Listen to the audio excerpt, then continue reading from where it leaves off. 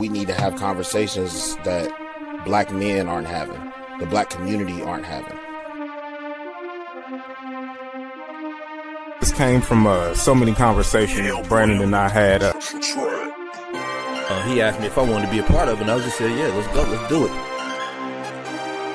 We already having conversations that normal black people don't have on an everyday basis. We've become more than friends. You can make millions excuses if you can't do both. Shit, self-improvement is the key. Whatever you do it great so they can't afford it. Normal Convos Pod. That was terrible. Was that echoing on your side? It wasn't, but it told me my browser won't play my play the video, but it's cool. Yeah. Sorry, y'all. I don't know how this gonna sound on the recording. But we having all type of problems. I didn't even know that shit was echoing until I played the fucking video, bro. So I don't know what's going on. But welcome to episode 149 of the Normal Convos Pod. I am your host, Brandon. Of course, we are here. And I'm here with my guys. At least one of my guys. Yo, it's Bobby. Let's get to it. Yeah, I'm here with one of my guys. That other nigga, man. We got to fire him, bro. We say that shit all the time. We got to fire this nigga. That third shift getting his ass, boy. Why hire him? He very obviously quit.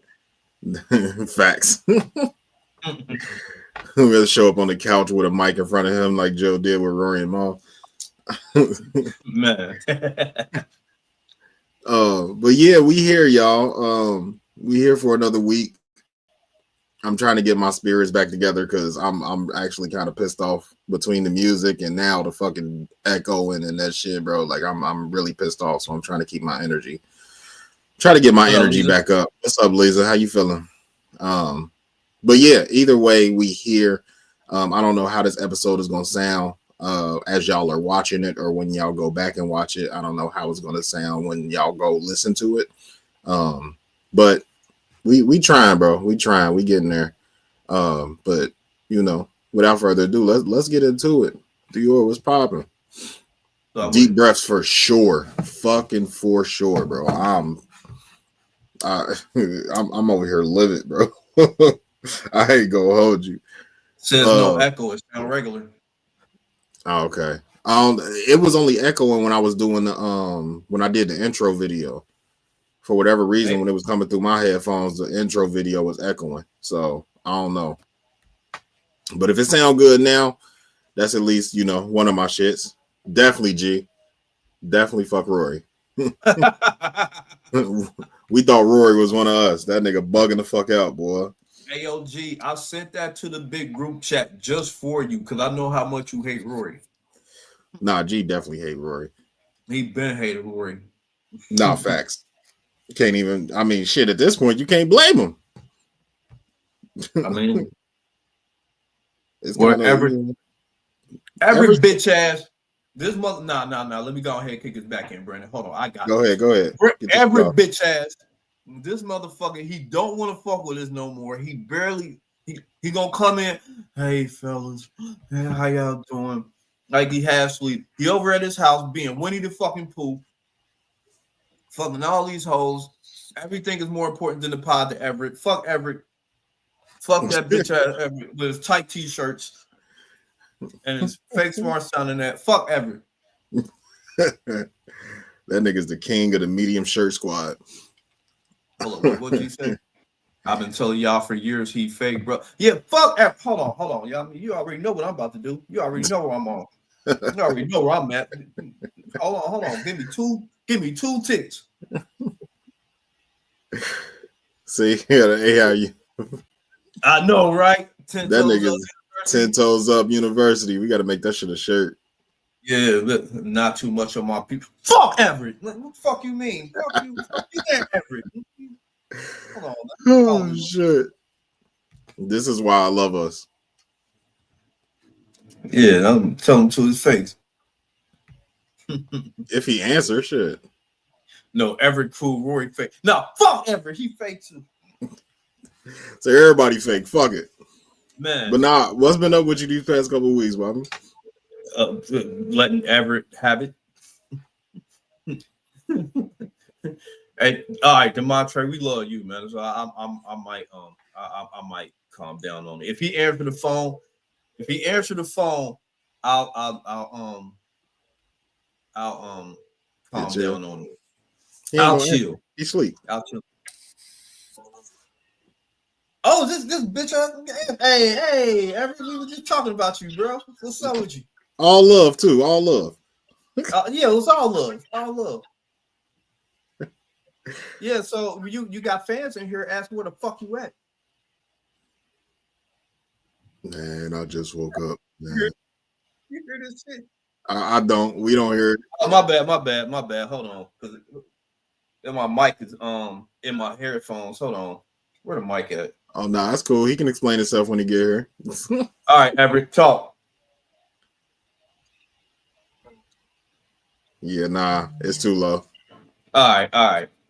It's too low. Yeah, it's cool. Your fans are asking where you at, so hurry up and get your ass in here. He can explain when he get here. All right. I told you this motherfucker was asleep. All right, bro. Fuck you, Everett. Romeo. Appreciate you. I think this is your first time commenting. You can't play your mixtape, but you can send it to us. Send it to our email. We'll check it out. Shit, we might fuck around and have you on the show if we like it. Even if we don't like it, we'll probably still invite you. I ain't gonna hold you.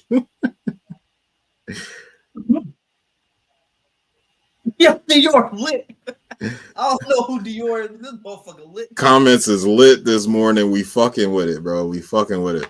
Damn. But yeah, definitely, Romeo. Send it to our emails. normalconvospod@gmail.com. Hey, yo, it's nothing personal. Dior is with the jokes, but we can't play shit right now because we have an audio listening thing that we do before the pod called First and 15, and we've been having technical difficulties with that. So yeah, we won't be able to play music anyway. But the email is normalconvospod@gmail.com. What I do, Lisa? You're wild. Oh shit. Well, shit. Let's How long is this actually? Before. All right. Let's let's I guess let's get in let's get into anyway, motherfucker. How about that? Oh shit. Let's get into this dilemma. We got good people in the we got people talking in the chat. So yeah, let's get into this dilemma. Let's see how everybody feel about it. I bet. Let me know if y'all can hear this too. Put a one in the chat if y'all can hear the dilemma.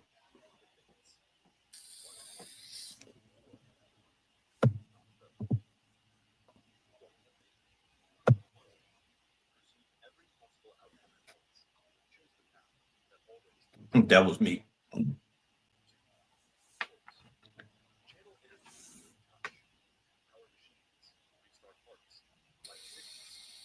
Trey say he can't hear it. Okay. G say he can't hear it. That's cool. Don't even worry about it. What I'm gonna do is, we always recap. I always end up recapping it anyway, just to, you know what I'm saying, let everybody know what's going on. So that's what we're gonna do. So dilemma for today. At exactly 3 a.m., your banking app pings 5 million deposit pending. No sender, no explanation. Then the new notification slides across the screen. Project advance. You get one enhancement or the money, not both. So you got 5 choices. You got 5 choices or $5 million. So the first choice is called quantum. You perceive every possible outcome of at once. Choose the path that always leads forward. Number 2 is pulse. Channel energy through touch. Power machines, restart hearts, light cities with your hands, all that type of shit. You can power anything. Okay. Number 3 is ether. Manipulate gravity itself. Lift, glide, or make the world lighter beneath your feet. Number 4 is echo. Speak any word and people believe it. Influence, persuasion, inspire, all of that instantly. Do they act on that? I don't know, but they believe it. That's the only thing that we got. And then number 5 is phase. Walk through walls, slip through barriers, move unseen between moments. You know what I'm saying? Y'all know, anybody that knows anything about superheroes, anything like that, superpowers, phasing is always a thing. And then after you get the enhancements, you get another notification that says the funds clear at dawn. The upgrade activates instantly. What do you choose? I'm not gonna lie. I didn't hear anything that will guarantee me more than that $5 million. So I'm always take the money, take the motherfucking money. The closest thing is what was that? What did I say? The first one, echo. maybe. No, the echo. Speak Then any you word just- if people believe it. Yeah. My word. Speak any word. Can I make a sentence? I mean, I would assume so. If you tell a nigga I'm a billionaire, does the money just show up in your, like, they believe it, but do the money show up in your account? That will, no, you got to tell the bank you owe me $10 million. Oh yeah, I could do something like that. Yeah. Like, You owe yo, me for $10 the million. reason my account ain't showing what I'm supposed to have $15 million in the account. Like, they I recognize don't want no that. extra power. That's too much work. Just bottles and hoes. That's why I just lit. G is lit. He is all for the debauchery. Yeah, that nigga outside. It's outside. What they call him back in the head? G a playhead. Playhead. That's what they used back in the 2000s. G a playhead. Oh, Gianni and Lynn. All right. Oh, we got no control. Just keep commenting though. No, yeah, for sure. Out of these options, I would have to say the 5 million is the best one because none of them can help me make money outside of phasing. Like, phasing through walls, you can steal money, and, like, you know, my go-to is always steal from a bank, go rob a bank. So, you know, phasing through walls, you could go rob a bank and get all of the 5 million, but you still got to get away with that shit. So that's a tough one. If the amount wasn't so big, I think it would go crazier. Like, I think it would be easier to pick one of the enhancements instead of the money. But 5 million is a lot of fucking money. Yeah, Jetty man. is crazy, G. We jettied. Jetty is crazy. He brought back some old school shit. Zimby in this beach. What's popping, my guy? Tax was good with it. Go rob the all right, bet. I'm not doing it while I can't get away. Yeah, that's like I said. I'm just gonna tell them you owe me $10 million. I'm gonna just do that at every bank. Yeah, I think some of them are cool though. Like, I like the ether one, manipulate gravity, lift, glide, and all that type of shit. Like, that basically mean I can fly. Like, so the power of flight would be cool. Pulse is a cool one too. Channel energy through touch. Like, that's lit. I like that. I sure in the fuck don't. I really fucking don't. Saw them years of smoking. Right. I ain't smoked in 23 years. We ain't grew the brain cells back yet. That's cool. At all. But yeah, I think some of the powers are cool, but I don't think any of them are worth $5 million.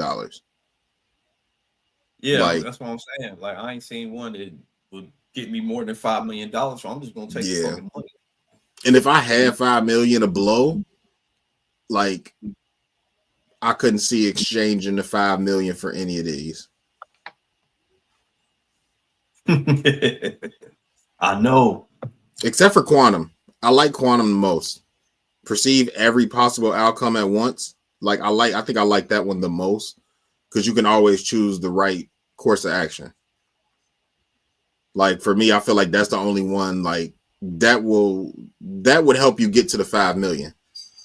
You know what I'm saying? Because it's like if you say you about to go invest in some shit or something, and it's like, all right, I want to put $100 and I want to buy stock in Microsoft or whatever the fuck the case is. It's like it's gonna show you every fucking outcome from that, and it's like, all right, cool, you gonna lose $100,000 or some shit like that.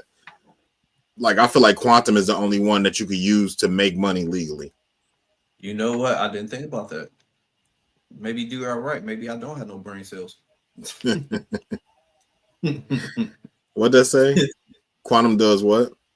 You know my. Does that include leaping? Quantum, does that include leaping? I would assume so. I would assume so, because the way that it said perceive every possible outcome at once. So in my mind, it would be whenever you have the thought to make a decision, as soon as you have that thought, right before you do it, it's going to show you every possible outcome from that thought, and then you can move accordingly. So that's kind of, that's how I would look at it. I think that's the only one that would, that could actually get you back to that 5 million.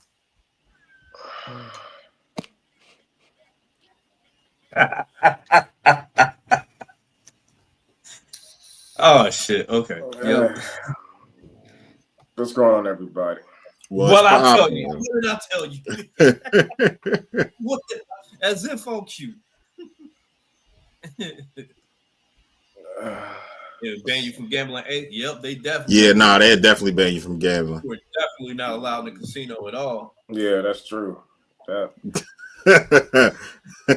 Man, they get you up out of there for that. Nah. Yeah, sure. Yeah. Man. I ain't gonna run it back for you. I ain't gonna run it back for you, but you know what I'm saying? You would probably pick the money. So but that whatever it is, I pick the money. That you right. I'm down with the money. I pick the money. Family out there for real, man. Nah, facts, Lisa. I ain't never watched that show. I've heard of it, but I ain't never watch it. But yeah, I think they remade it. Yeah, and I think that's a different version of the quantum shit. Yeah.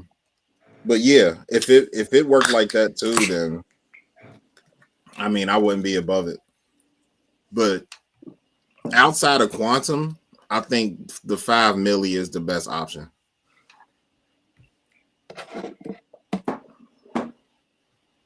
So, Ever, we have another troll. Oh yeah. Yeah, Everett ain't awake enough to deal with it yet. All right, that's what's up, right? Bring him on. I mean, we could just get him up out of there, but no, fuck it. Let I'll him take keep the engagement. Yeah, exactly. That's what I'm saying. Like, I guess who is this person talking about next topic? I don't know. That's the troll. Who the fuck are you? It's our show. You watching us? No, let him keep trolling. Next topic. Yeah, that's cool. I'm just saying. That's funny. Don't welcome him, Lisa. Don't welcome him, Lisa. Hey, good morning, Lisa. Good morning. Yeah, we getting there. All right, where y'all want to start? Yeah, I said the same thing to Montre. Although having everything, single thing you say, believe is cool. Yeah, that's what I said. I'm going to. Nah, facts. Like, nah, you ain't. Like, nah, I know I nutted, but you ain't sucked my dick good enough. Do it again. Hey, yo. All righty. And then she got to believe that? Yeah, that's lit. Yeah. Like, nah, you just told me yesterday you wanted to have a threesome with you and your best friend. Yeah, you said that. Do the best friend believe it too? I'm going to tell the best friend that they had a conversation about it. How was everybody's weeks? We ain't seen each other. My shit was cool. We started club We started club soccer. We got a tournament next weekend, a college tournament actually. I think I told y'all about that last episode. So yeah, we got a college tournament next week. They're gonna be coached by college coaches, and then all of the recruiters and shit will be there. So that'll be our first college tournament or recruiting tournament for club soccer. So we preparing for that. And then Natalie did Elf Jr. this weekend. Thursday I saw that right before Thursday and Friday. Yeah. So yeah, Elf Jr. was cool. She did great. She was in the ensemble. She didn't have the leading role, but she did good. The whole team did good. Them kids worked real hard on that shit. So that was super lit. Everybody came out to show love. Mama B came through. Courtney came through. My mother-in-law, my sister-in-law, the youth leaders from the church, they came through. So it was lit. But yeah, that was my past couple weeks, man. I ain't really did too much. What's been up with y'all? Man, just working and grading papers and conducting classes and yeah. Shout out to 10 Toes Up University. Absolutely. 10 Toes Up University. Man, y'all need to come be a professor and giving out toxic dick. We don't. I don't know what you're talking about, sir. We're an upstanding community and that's helping these ladies. Okay, so no. Okay, right. I get it. You're I don't right. know when I hear it. Shout out to TTUU. Absolutely. Right. Absolutely. Shout out to that group of young ladies there. They're doing real good. Trying to. I saw the sandwich making competition. Hey, that shit was hilarious. Man, they did so good. They a lot of them got special rewards afterwards. Such as you just have to we don't Gee, that nigga just got off work 4 hours ago. We don't talk about that, Yeah, I've been talking shit, but I give him some grace though. He do work thirds, so yeah. Who is this person? Don't know, but they giving us comments, so they can rock. Yeah, just let them do their comments. As long as it don't become, long as it don't become personal or disrespectful. What's up? Yeah, sure. Give them ideas. Oh shit! I mean, look, nigga, keyboard warriors can do whatever they want. It ain't gonna affect me, but you're not gonna be in. You know what I'm saying? It is what it is. No, yeah, he definitely get a pass, G. He get a pass. We talk shit about Everett, but yeah, he get a pass. Yeah, I fire him every week. I'm a beer though. I'm a beer. Oh yeah, he gonna get here. He just not gonna get here on time. Right. This nigga done missed the whole intro, 30 minutes of the pod, but he here. Right. I got you. Just a couple more weeks. Just bear with me. You coming off of it? Oh, whoa. Pause. Pause for sure. Wow. Whoa. No, but this won't be a problem because I'm not going to work on Friday night. So. Oh, okay. You gonna go to a Sunday, Monday off, or Friday, Saturday off? Just a Sunday to Thursday, whatever that is. What is it? Okay. Friday, Saturday. I guess that's Friday. Yeah, Friday, Saturday off. Yeah, that ain't a bad idea because going into work Sunday night kind of feels like you got to work on a Monday. So I get you. It was a miscalculation. You still get your whole weekend having Friday, Saturday off.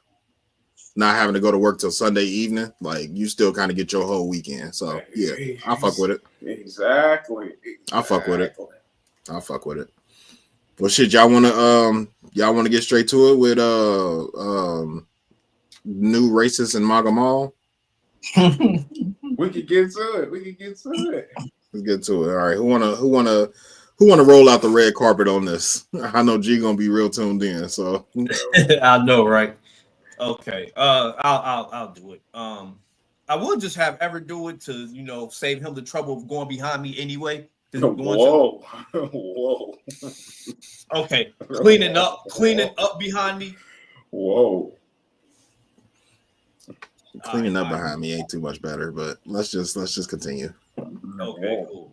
So for those who don't know, Rory of the new Rory and Mal podcast, formerly of the Joe Budden podcast, has G say about to call it.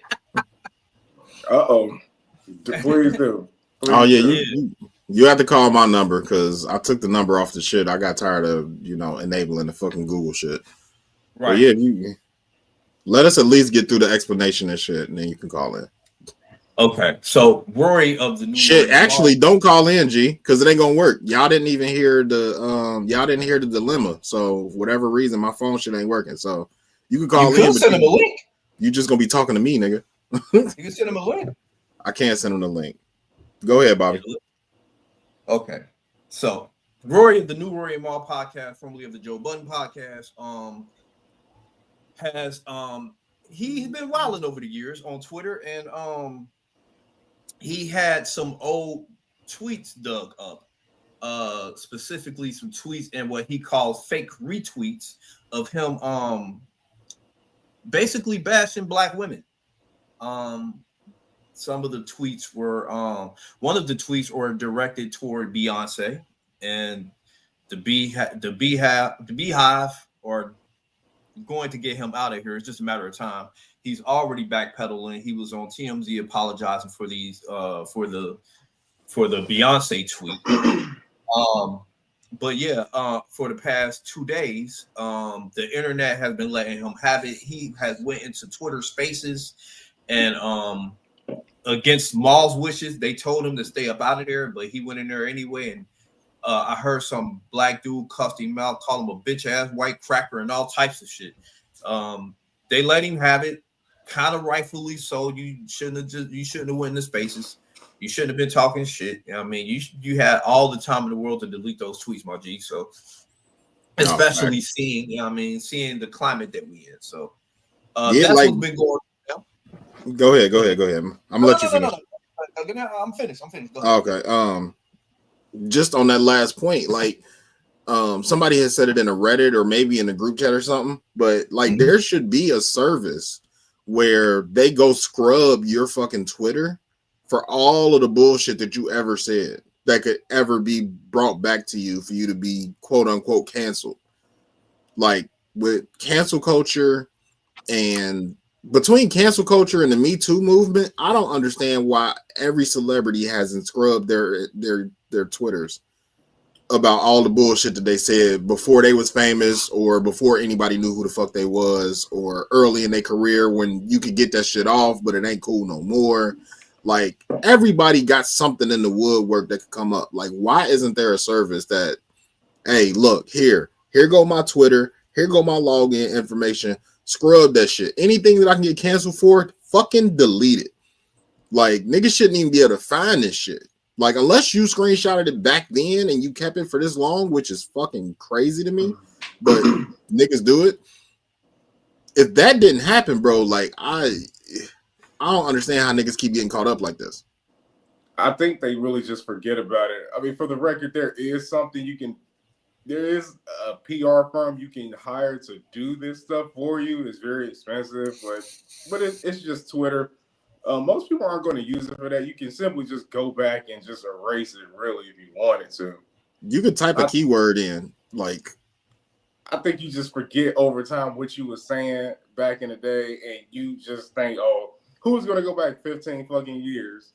And the internet. When you piss off people, about you don't think GNX should win and you think Clip should win, which I stand with them, then this is what's going to happen. Yeah, I do think Clips had the better album, but I'm not mad at nobody saying that GNX should win. Same, exactly. These ain't whack projects, you know what I mean? Right. It's just weird, bro. Like, and then for him to be a quote unquote public figure for 10 plus years at this point, like, why are you going on here like take a page out of your old boss's fucking book, bro? Like, don't address the shit. If you don't address it, then like what the fuck, bro? Like, but he got all. I think the biggest difference is what people don't really realize or don't pay attention to is that they so caught up in deals and brands and all type of shit where he had to make a statement. Exactly. Where versus, the Joe shit is like outside of Prize Picks, like who the fuck he got to answer to? Like, nigga, I run all my shit independently, bro. Can't nobody tell me what I got to say and what I don't got to say. Sponsored by Boost. Yeah, that's what I'm saying. And the volume. That's what I'm saying. Like, they got so many. They got. Definitely shout out to TTUU.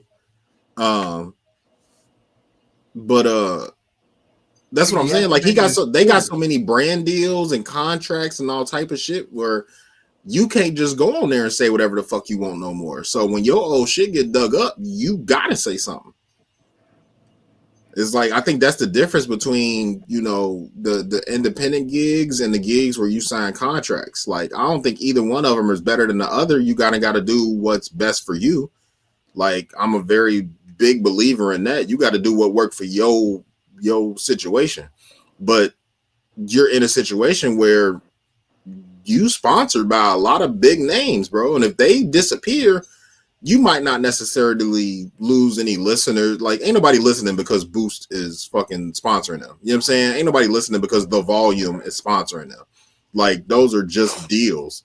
But that's where you're getting your money from, obviously. Yeah, I mean, but with that, he got to pay that girl Damaris. He got to pay the Peach guy. I mean, they're responsible for other people, so it's kind of like I see why you would do it. If it was just you, it's like, man, whatever. Think what you want, but now that's what comes with being the leader. You're responsible for other people, and sometimes you got to do shit that you don't want to do, or maybe you shouldn't do, but for other people, you know what I mean? They could lose their job too, you know what I mean? And they had nothing to do with this, you know what I mean? Fair. So let's accelerate this conversation into how we usually do it with our shit, like off of Rory and Mal, off of Rory in general, but still within that area. Let's talk about like our online activity and all that type of shit. Like, we are the first generation of internet babies. Like, so we got the internet we got phones and social media and shit at like what? Well, for me, it was like 14, 15. So y'all was maybe what, 16, 17 when, MySpace and all that shit got popping, somewhere around there. Yeah. Something like that, yeah. I mean, you had like Black Planet and all those, the smaller ones that they're known, but they're not the big boys. Pause.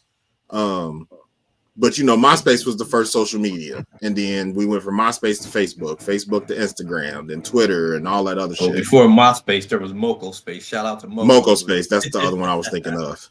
Yeah. But with all of the social media that we've been a part of, and you definitely hope somebody found your OnlyFans. Stop it. Facts. How do y'all feel about, do y'all ever kind of like, we're not famous, you know what I'm saying? Like, we still just three regular niggas, but do y'all ever worry about shit like that? Like, somebody pull up an old Facebook post you made fucking 15 years ago or some shit of you talking shit about something that could be perceived very differently now. Like, do y'all ever worry about that type of shit? No, I know I have some shit that I said back in the day that I need to pull down, but bro, I'm not that person anymore. I'm in my 20s.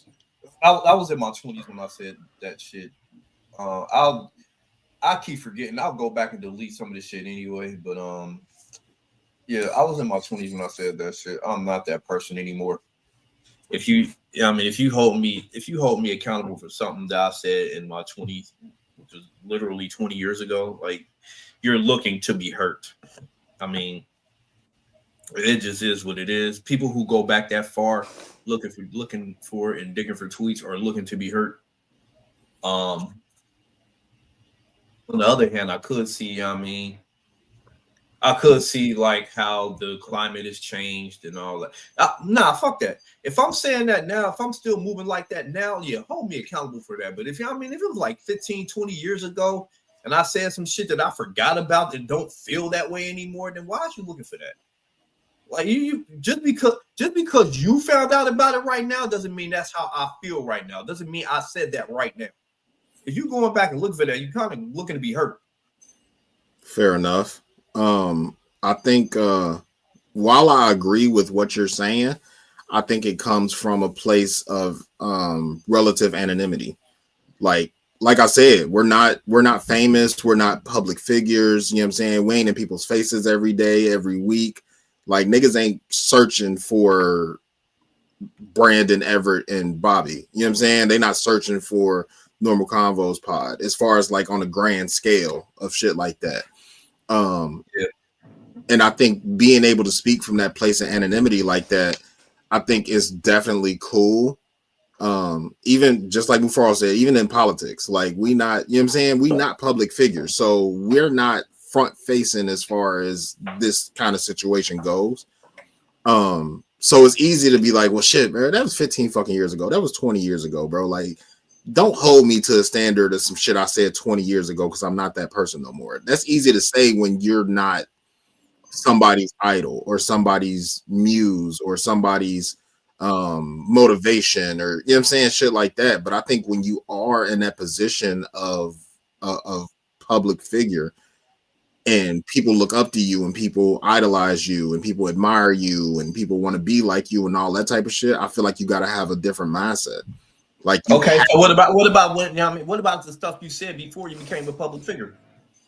You got to do your due diligence and go get that shit figured out. Like, this is Twitter. Like, this ain't like this is written down somewhere in a book and you wrote it with your own hand and somebody found a book of you being on some racist bullshit. This is Twitter, bro. Like, you could have deleted this shit. You could have found a way to get all of the shit that was like, you have to do your due diligence as a public figure to go back and erase the shit that is now problematic because it lives on the internet. It's on the internet. You know what I'm saying? Like, you gotta, if motherfuckers nudes can get leaked and everybody can go find out where them nudes are and get them deleted off the internet, like, we've heard all about this shit before. People do cease and desist. They do all type of shit to get shit scrubbed from the internet. That's a little different. Ain't nobody getting canceled for nudes. Well, yeah, that's not what I'm saying. I mean the process of scrubbing the internet for shit that you don't want on the internet. Like, okay, yeah. If that exists, then as a public figure and as a quote unquote celebrity, you have to do your due diligence, or somebody on your team has to do their due diligence to be like, all right, what can this nigga be canceled for? Like, they canceling niggas for everything, bro.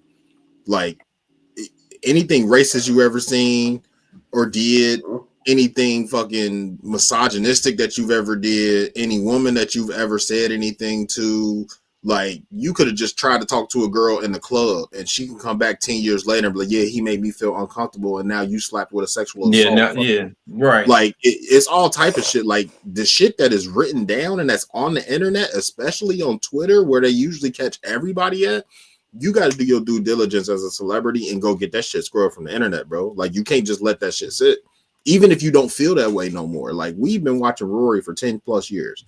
Like, not once. I mean, obviously they make the jokes that, you know, Rory has said the N-word, Rory might be a closet racist, all that type of shit. We've seen all of the commentary on that. Oh, absolutely. But we've all Rory different though, because here's why Rory is different.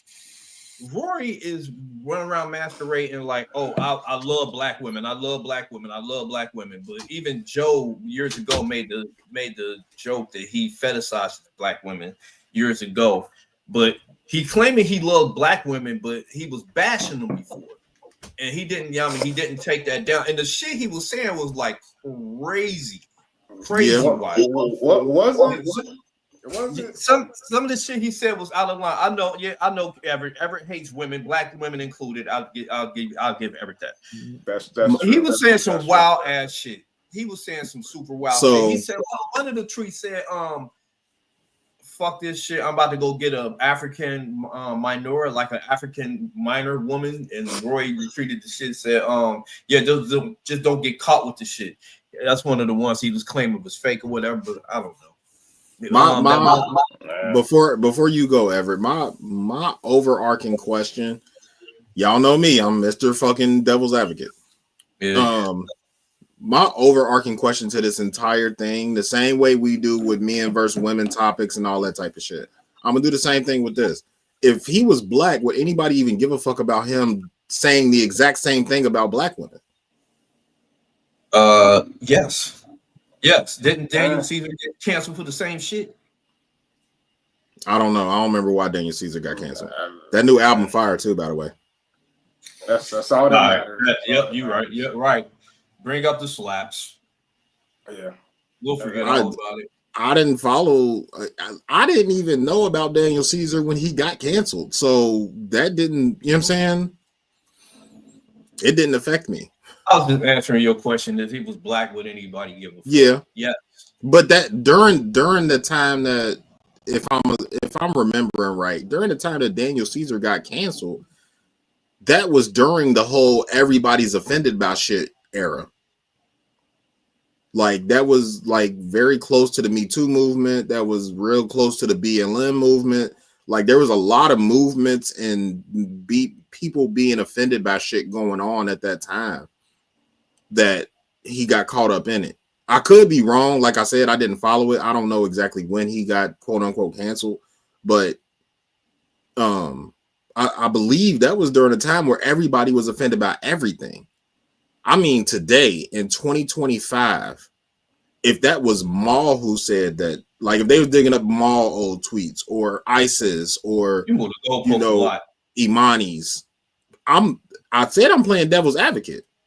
I'm saying in 2025, if somebody went back and if it was a black man saying it in 2020, or if his tweets were found in 2025. We do the same thing with men versus women. So we always say, well, if that was a man, nobody would give a fuck. I'm saying the same shit now. If it was a black man saying it instead of a white man, would anybody give a fuck? It wouldn't be this big of a deal. But I mean, I guess it wouldn't matter. But you know, when you do stuff like this, when your whole brand is so focused on people liking you and black women in general, yeah, you kind of have to some degree pander to them, like it or not. But it's true. So, but this is just what comes with wanting people to like you and having a brand that kind of, and you say, oh, I love these people. I got a black daughter, all this stuff. This is kind of what comes with it. Even though when I was reading them, I didn't think that they were that crazy. Like, I really took them as jokes, but I do think people are up in arms because he is white. And unfortunately, man, it's... I like your devil's advocate because it kind of highlights something. It's like, oh, well, he white, so he can't say that. He can't joke like that. People all in their feelings. But for me, I don't really give a fuck. I really just don't. Maybe he shouldn't have said some of that. Maybe not. Oh the fuck well. I'm not. I refuse where I'm at in my life to get mad over stuff. No, you right before. Lisa, what's up? Charles said, what's up? Hold on. I refuse to get mad over some old ass shit about some old ass tweets. I'm just not. I'm not getting up in arms about this. There's bigger shit to worry about than some old ass tweets. Who gives a fuck? That's agree. Just kind of where I'm at. Like, come on, fam. Like, these is old tweets. You know the people who I respect. You be like, yeah, I said it, and right now, I the only people. Hold on. 1 second. Go ahead. I think there's a difference between apologizing and just acknowledging it. Like, yeah, I said it. You know, I'm not that person anymore. However, I did say it. You know, it was a joke, but it's kind of like you don't necessarily have to apologize if you choose not to. But I think sometimes in life, you accountability. You have to just stand on it. Like, just accountability in general. It's that. I am perfectly aware that at some point someone could go back and look up shit that I've said or done or posted and getting their little feelings about it. I've decided any episode of the Normal Convos pod, you can find something to cancel. Yes, absolutely. All 149 episodes. And there's going to be more after this. It's going to be some in 2 weeks from now. I've decided for me, I'm just going to stand on it. Yeah. I said all of that. Yeah. And what? What are you going to do to me? What? You go to get me off the internet? What? I barely want to be here anyway. What are you going to do to me? So I'm just not going to cry about this. I mean, people are in their feet about this. Yeah. Now I get it. Maybe it was wrong or however you entitled to feel however you want to feel. I'm just not going to get mad. Man, if I said this about white women, no one would give a fuck. I'm just not. And that lends to my devil's advocate point is like if the roles were reversed on either side, nobody would give a fuck. If Rory was saying this about white girls, nobody would give a fuck. If he was black and he was saying it about black girls, people would care, but not to this extent. And if Rory was black and saying this about a white girl, nobody would give a fuck. It's like it's literally this particular dynamic is the only reason that the uproar is so big as it is. Yeah. Any other dynamic, nobody gives a fuck. This is true, but also, you know what? No one's gonna do anything to Rory. This is what I know about you niggas too. You're gonna get mad for a week or two. You're gonna cry, write posts, even do we go pod about it, and then we gonna move the fuck on. Yeah, we're not gonna be talking about this on the next episode. Nobody's gonna do nothing to Rory. He gonna be fine. You gonna cry about it. This is like when people got mad at Gucci and Montclair. You gonna cry and be in your feelings for a little bit, and then it'll be business as usual. Take your ass right back to Gucci. I know niggas ain't boycotting Walmart right now for that fucking Hitler shirt they put out. Yeah. I don't y'all niggas still at Walmart getting cheap shit. Y'all y'all saw that Steve Hill shirt. Yeah, y'all talk about some shit Rory said fucking 10, 15 years ago. I didn't even see the shirt. But was it fire though? Was the shirt fire? Funny. If they would have did it better, it would have been a fire shirt. It was basically a paper rock scissors shirt. And it said paper beats rock. But the paper that they did was like the Hail Hitler sign, and the rock it was the Black Power fist. Oh, now that's funny. That is funny. That is funny. It's a crazy fucking. They definitely could have did it better. If you get off your pro-black bullshit, you'll see that that's funny. I'm sorry. That is hilarious. That's hilarious. Yeah. So, everybody was, not everybody, but, I saw it, floating around Instagram and shit for a couple of days. But ain't nobody even talking about it no more. That's hilarious. Just for that, I'm going to Walmart later. I'll be grand in my business. But yeah, I think to close this out, I think if there's going to be a problem and people are going to, find an issue in this, I feel like the only people that should find an issue should be Rory's baby mama, his daughter, and, his baby mama's mama. Like the black women that he is closest to are the ones that should feel some type of way about this. If you're going to bring it up and you're going to ask him how he feels about it, well, you know what I'm saying? Like if it needs to be a trial, it needs to be the black women in his life that he, so-called love conditionally and all that type of shit. Everybody on the internet, like, it's the internet, bro. Like, nobody takes the internet serious. Like, I don't understand why. Even like that nigga Dior that was, or lady or whatever, because it was Dior MS. But even the troll that we had in here, bro, like, yeah, get your troll shit off, but you don't really give a fuck. Like, you really just, like Bobby said, you trying to be offended. You're looking to be offended by some shit that I said. You're going back and looking at shit that you had to dig for that. You know what I'm saying? That's not in his top 1,000 tweets, bro. Like, do you realize how far back somebody had to scroll to even find those tweets? Like, you went looking. That's like when a motherfucker go through your phone. You going to look for the shit to be mad at me about. And you going to find it eventually. You're going to find something to be mad about. But you're going to look for it. Therefore, in my mind, it holds a lot less weight if you have to go looking for it. If you're going to look for it, it holds way less weight. If that was today and like he posted that shit like last week or something and they was recent tweets, it's like, all right, cool. Rory fucking bugging. Fuck that nigga. Let's cancel him. Man, if you go digging, Rory tweet multiple times a day, bro. His top 1,000 tweets ain't got nothing bad to say about nobody. I mean, he got his, media shit, so he talking shit about certain people, but not nothing, cancelable. Like, fuck out of here. You went looking for that shit just to be mad about it. Like, nah, I'm cool. That shit don't hold as much weight to me. I agree. I agree. But I heard the spaces. I don't think he should have even got on there. It did not help him. It's dude on there screaming at the top of his lungs like a woman at some white guy who you ain't gonna do nothing to. And you don't know this nigga, bro. Like y'all be getting on spaces and talking to people like y'all know him, like y'all gonna see them in public. Like that nigga's a celebrity, bro. He is not in the same place as you are. You never gonna run into Rory. Like, shut the fuck up. Yeah, I agree. Some of these places is like it's kind of like we never gonna be at the same place. Like if we are, I'm in the wrong spot. I'm in the wrong place. I don't belong here. You do. Right, because I got here off some humble shit. I'm just not gonna cry about this. I'm still gonna listen to the episodes.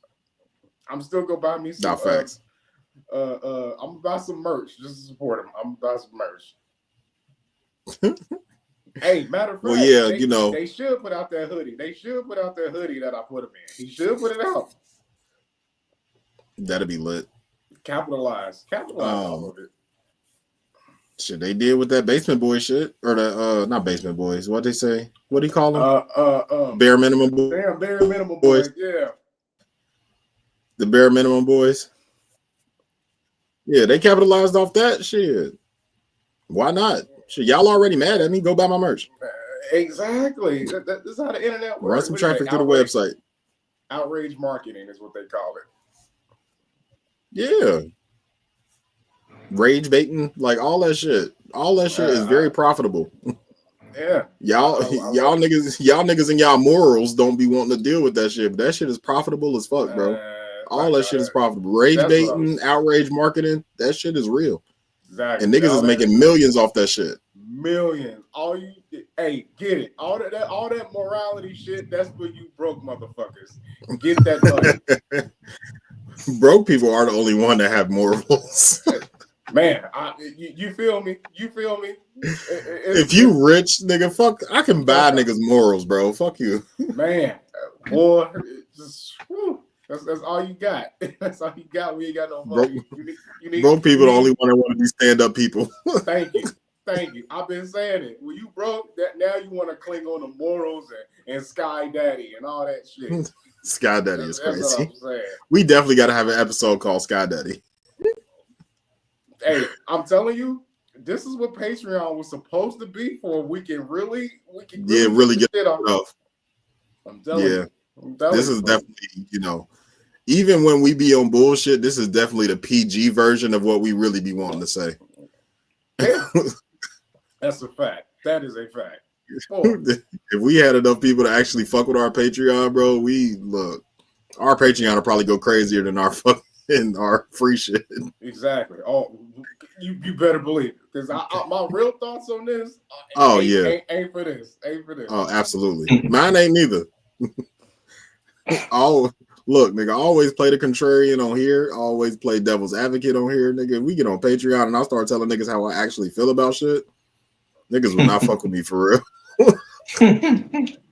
I promise they wouldn't. Yeah, same. And I'm okay with it. Facts. All right. So I've been seeing this Big Sean shit, right? I must have been living under a fucking rock because I thought that these niggas was already broke up. Like, where have I been? Like, I want to say like 3 or 4 years ago, they was talking about they broke up or whatever. Like, am I bugging, or was that like a? I didn't hear that. Oh, you skipping ahead too far. You skipping ahead too far. Oh, my bad. Let me introduce it. Listen, rapper Big Sean and singer Janae Aiko, Fire.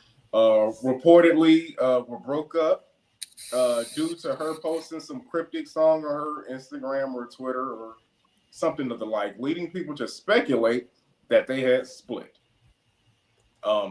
Neither one of them really responded to it. Big Sean, Which means it's true. Big Sean basically said, "Hey, I'll take the criticism, but leave her alone." You know, he came to her rescue, and Fantastic. Very. They have a child together, you know, and they've had a relationship about a decade, I believe. Yeah, they've been together a while. And it's rumored. This is rumored to have happened due to apparently Big Sean she'd been pressuring him to get married, and allegedly, gotta say allegedly so we don't get sued. Allegedly, he would not marry her, leading to them to break up. Okay. Now you take over, Brandon. I didn't even know that part of the story. Like I've told y'all before in private and on this podcast, like I don't really follow celebrity shit. Like I'll see it, but I don't ever read into shit. Like I'll read the headline and just keep it fucking moving. So I don't even really be knowing stories that you be putting in the outline and shit. I'm like, oh shit, I remember seeing something about that. Like, so hearing the rumor mill shit of it. But yeah, like they relationship is so quiet. You know what I'm saying? I remember when they had the baby, you know what I'm saying? They show up at, you know, red carpets and shit every once in a while, all that type shit. But they got for them both to be stars, right? For them to both be celebrities, you know, household names. I don't never see them like in the news about nothing. So I thought they broke up years ago. But for this to happen, it's two things. First, I wanna comment on the Simptastic shit, right? Okay. And this is gonna be my mature side. I'm not gonna stay here, but just for that particular comment, if the rumors are true and she's pressuring him to marry her, and he say, "I'm not gonna marry you," whatever. In that instance of a breakup, I can see him still, you know, coming to her rescue. You know what I'm saying? Because I don't hate her, but we're at an impasse. I don't want to marry you. You want to marry me. That's cool. But I'm not going to let the internet do what the internet do. Nah, bring that shit over here because she ain't doing nothing wrong. We having a mutual breakup, whatever the case may be. But leave her the fuck alone. I still love that woman. Leave her the fuck alone. Like, that's my mature side. Yep. But as far as like the situation goes, we've said it on this podcast before. Women fuck who they want. Men marry who they want. Women control sex. You're not going to have sex with a woman unless she allows you to. But on the flip side, you're not getting married unless I will allow you to. Men choose their wives. So if I don't want to marry you, baby, you got to eat that. I don't want to marry you. I'm cool with what we got going right now. What you need marriage for? We've been together 10 years. What the fuck is that piece of paper going to tell you that I don't already tell you? I don't want to marry you. I still want you, but I don't want to marry you. I'm cool. I agree. It's just people can't. I just don't understand. Like, and that's me. Listen. Anybody that knows anything about this podcast, that's me saying that as a married man, a legally married man. And I love the fuck out of my wife. But I also believe that if we had waited 10 years later and then met and then went through the same situations, bro, I would not have been jumping for joy to put a piece of paper in our relationship. Because that piece of paper didn't make me love you no more. That didn't make me want to protect you no more. That didn't make me want to provide for you anymore. That didn't make me want to take care of my kids anymore. It didn't do nothing but put our relationship in the hands of the government and change our taxes. And like, it's so much like that piece of paper don't do nothing but guarantee you 50% of the shit if you decide that you don't want to be in this fucking marriage no more. And they're in California, which is most likely to happen. Yeah, based on her history. Yeah, and they're in California. Yeah, she getting all that. She getting all that. And I understand, you know, I'm gonna dip back into my mature bag. Like, I completely understand her wanting to end the relationship if this nigga like, nah, I don't want to marry you. Yeah. And she really wants that. Like, I really want to be married, and he like, I'm not willing to do that. 10 years ain't enough time for me to be like, oh, okay, well, I'll accept your terms and conditions. Like, no, if you really want to be married and you want to be married to this man and he's telling you, no, I'm not gonna marry you, then by all means, end the fucking relationship. I hear you. If that's the business that you want to stand on, do it. For me, any ultimatum, I always go the other way. Because for sure. You're not gonna pressure me. You're gonna force me to do shit. Nah. I mean, you could really want it, and that's one thing, but you're not gonna. You either do this or I end it. Well, I guess you're gonna go about your way. Yeah. I guess it's over there. Because that's better than me doing something that I don't want to do, and then now to make you happy, and then I'm gonna resent you. Yeah, because it's like, I mean, we've already been together this long. I don't. Nah. Like I said, like, what is that piece of paper gonna do? We've been together 10 years. What is that piece of paper gonna prove? Well, you know, it's not. And it's not about that. They want their special day. They want their Cinderella fantasy. They want. We can do all that without the paper. Look, we are rich. Not me, not you. We are rich. Both independently, we are rich. Bitch, we can go do whatever the fuck you want to do. We can throw a party. We can have a ceremony. We can do all that shit without that paper. I hear you, but it still means something to them. It's still a status symbol among certain people. So I understand. I get it. It's just weird. Yeah, I mean, look, they have a child together. I'm still gonna be in your life regardless. I agree. I'm dunking all ultimatums. I'm just not gonna do it. Now, Big Sean, he seems to be a good guy. You know. What's interesting about him, I always just thought he was a good guy. Like, he seems to be a stand-up, solid dude. Harry's gang. It seems to be a good rapper, although I'm not really into his music like that. I think he's very talented. He's kind of like a Wale to me.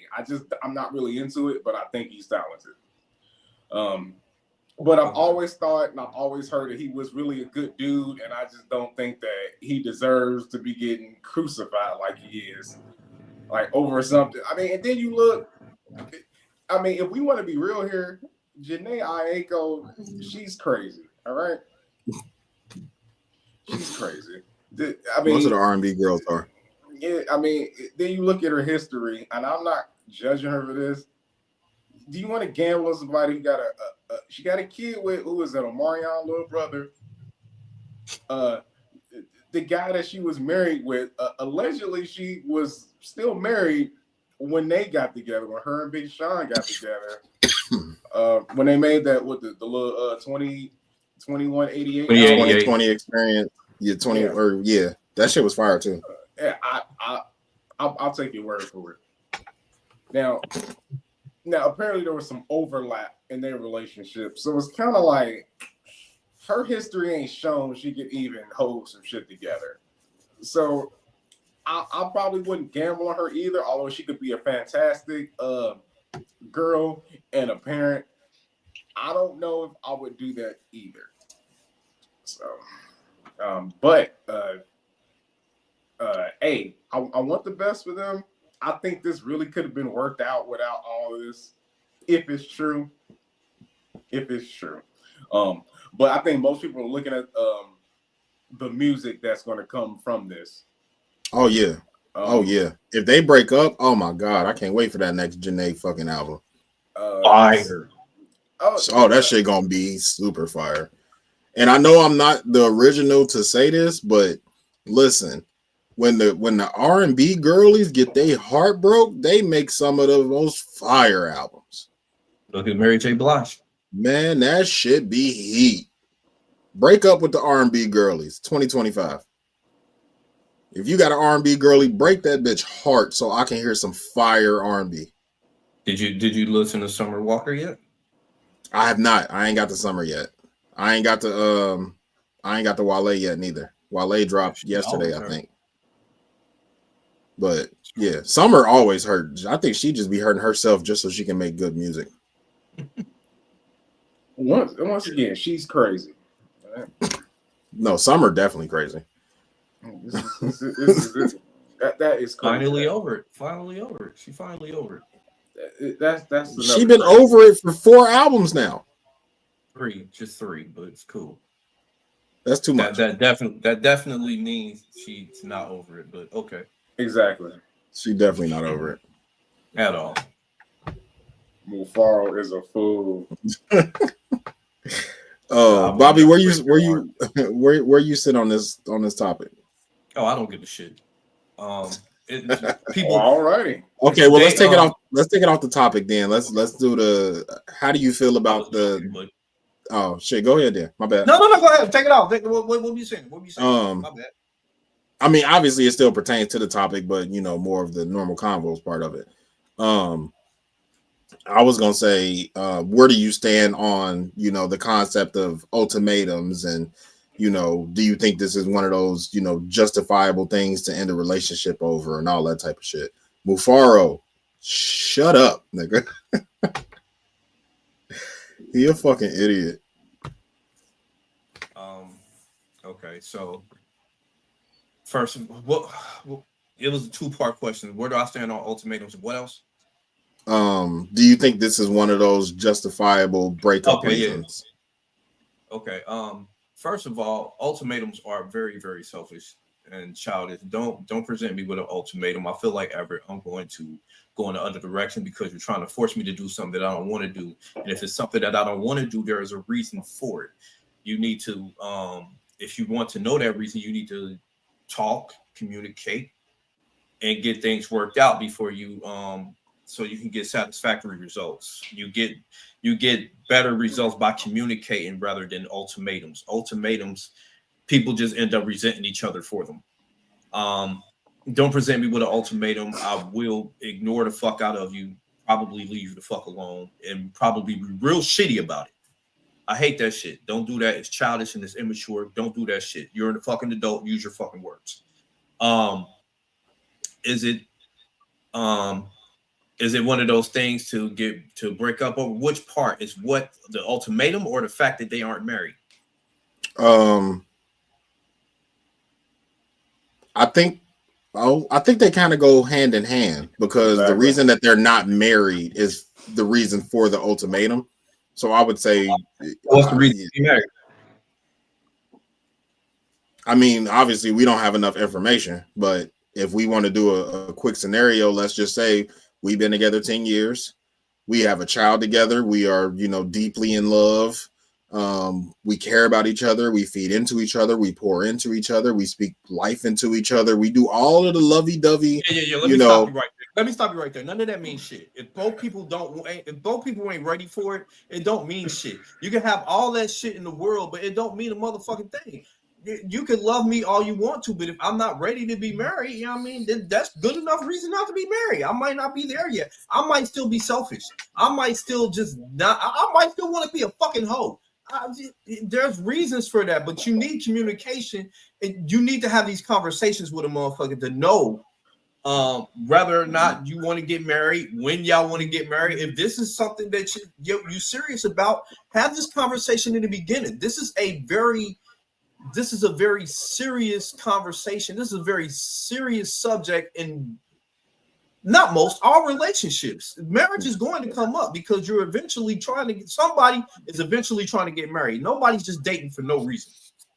Yeah, No, I agree. nobody is dating for no reason. Somebody is eventually trying to get married. So if y'all doing that, y'all need to have a conversation and see where the other one lies. And you need to check in often because, as I've said before, many times, as times change, so do your priorities, and as extension, so do you. So your mind may change about certain things, and if that happens, you need to know. You need to know that. That way, you prevent these types of, oh, I need to give you an ultimatum now. You need to marry me or else. You need to find out why aren't we married yet? Why don't you want to marry me? Maybe I'll tell you. Because you're a piece of fucking shit. Because you're a shitty fucking bitch. And because fuck you. That's why. How about that? Because fuck you is hilarious. Yeah, I mean, there can be reasons why. Like, yeah. And I completely agree with you because it's one of those things. They don't know how to be wise. They ain't ready to be wise. These bitches are shitty. That's why. Fuck y'all. They ain't shitty. How about that? You get on my toxic shit. I agree. I agree with you. In particular, the part where you said when as time changed, people change. Because in the beginning of our relationship, I could have been, very open to the possibility of marriage and all that type of shit. And then over time, that could change. Like, just like I said with me when we first started this, like, I'm a married man, a legally married man. Like, when we first got together, even when we did get married, like, the concept of, legal marriage was, I want to be a husband. You know what I'm saying? Like, I remember having those thoughts of, I want to be a husband. I want to do this. I want to do that. Like, as I grew, I started to understand more that piece of paper didn't, like I said earlier, it didn't make me want to provide anymore. It didn't make me want to love her anymore. It didn't make me want to protect her anymore or the family. It didn't make me want to buy her a house any more than I already did. Like, nothing changed outside of the legality of our relationship. So like I said, over time, shit just changes. You know what I'm saying? So obviously I'm already in it. I'm not about to get divorced just to prove a point or no shit like that. But if in 2025 and we started a relationship, so we got married, me and Justine got married 5 years into our relationship. If we had met in 2020 and in 2023, 4, whatever the case was, she was talking about, well, I want to get married. Like, we would have had a very deep conversation about, I don't need to put a piece of paper in between us to show you that I care about you, to show you that I love you, to show that I'm going to provide, protect, and nurture you. I don't need a piece of paper to do that.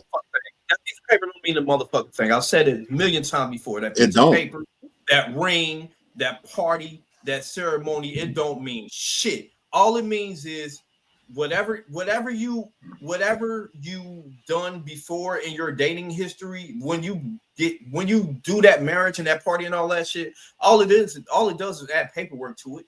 As soon as that honeymoon phase going over with, y'all going right back to who the fuck y'all was.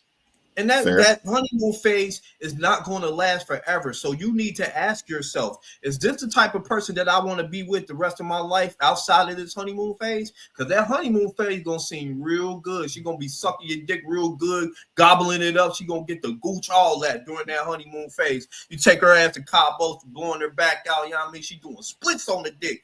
Soon as that, you know what I mean? Soon as that motherfucking honeymoon phase over with, she right back to being, you know what I mean, the shitty bitch. But you know what I mean? The honeymoon phase is a real thing. But you love this bitch.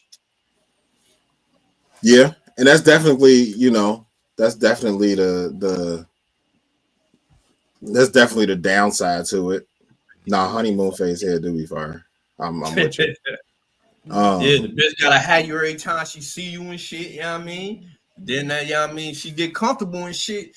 And then she going right back to that same shit that she was doing, you know what I mean, before, you know what I mean? And here's the thing about it. Once you marry, you know what I mean, now if y'all break up, if she decides she don't want you no more, or she decides that she want to move the goalpost and she just unhappy, shit, fuck it. Now you owe her money. Even if she cheat on you, she could commit adultery, which is illegal, and you will still owe her money. You'll owe her well, if you got a bad lawyer, you're gonna owe her money. Spousal support. Yeah, You will be doing whatever calls funding her return to the streets. that's if you got a very bad lawyer. Like if your wife, that don't matter. If your wife really don't, they really that don't matter, Yeah. bro. You think Dr. Dre had a bad lawyer? No, but I fought it the same way. Like the way I look at shit is people with more money let more shit go. If I know that I'm worth, let's just say I'm worth $1 billion, right? And my wife cheats on me, we file for divorce, and she wants spousal support and all that type of shit, and she wants $1 million a year or $2 million or whatever the fuck the case may be, right? Instead of fighting her on that to get her out my life, I know I can afford that. That's just another bill to me. Get that shit out the way. Here, take this shit, get the fuck out of my life, keep it moving. Yep. That is that's a privileged thing to do. I'm speaking from the status or what happens if you don't make that type of money anymore and you're still required to pay that? Then what happens? Then it's much worse. The average guy ain't doing that. It is a lot worse, but I'm saying the people with No. Answer the question. What happens? No. What happens? What happens if you ain't able to pay that? And you're not making that type of money anymore. You're not able to pay that. What happens then? I don't think that the type of person that can't afford that is going to just let that go as, all right, give her to her, go ahead and pay that. The person that doesn't have that money is going to fight it more than a Dr. Dre would, because Dre can afford it. If you can't afford it, you're going to fight it more. I don't think that it's just going to be, oh, that's just another bill. Anything can happen. You can lose your money in the blink of a fucking eye. Anything can happen. But that's answer the question then. What happens if it does? Quit dancing around and moving the goalposts. That ain't what I asked. I'm not moving the goalposts. Answer what I asked you. What happens if you can't make that money anymore and you can't afford to pay that? What happens? You fight it. I don't understand why you think I'm moving the goalposts. Because you're dancing around, you're not answering the question. You said, I think what happens if a person can't afford. Answer the question. I asked you a very direct, simple question. I think we're getting a little bit off topic here. I think we're getting way out there. Oh no, but I mean, we go on tangents all the time. All right, you're right. My bad. I'm still with you, Bobby. I'm still with you. I won't take us off topic. No, my bad. Go ahead. Look, we can do whatever. We're not sponsored by nobody. We can do whatever the fuck we want on this podcast. All right, well, let's rock then. Let's rock. rock out. I've already decided, but go ahead. The reason why I'm giving you the answer that I'm giving you, right, is because I think that is a completely different set of circumstances. If you are already broke and the woman that you're with is broke in relation to a Dr. Dre, if y'all are broke, she has the same ability to get the same type of lawyer that you got. So even if she's asking for, an amount that you can't afford, I think the conversation is different. That's why my answer is, more thought out than just a direct answer to what you're saying. Like, I'm trying to answer your question, but there is no direct answer because I don't think that the situation is going to be the same. Where, like I said, when Dr. Dre is presented with some, exorbitant amount of money, it's like, all right, I can afford that. Fuck it, get out of here. The niggas that can't afford that ain't responding with, I can afford that, get that out of here. I'm going to fight you. This is a legal proceeding. Like, this ain't just a conversation between people. This got lawyers, this got arbitrators, this got all type of shit. This is a legal proceeding. I can't afford that. So we're going to fight that. Like, and to bring it around to a direct answer to your question, if you lose all that shit, and you go through the legal processes and you lose that, you got to eat it. You got to do what you got to do. But it's not, I can't say this for fact because they do it with, child support all the time.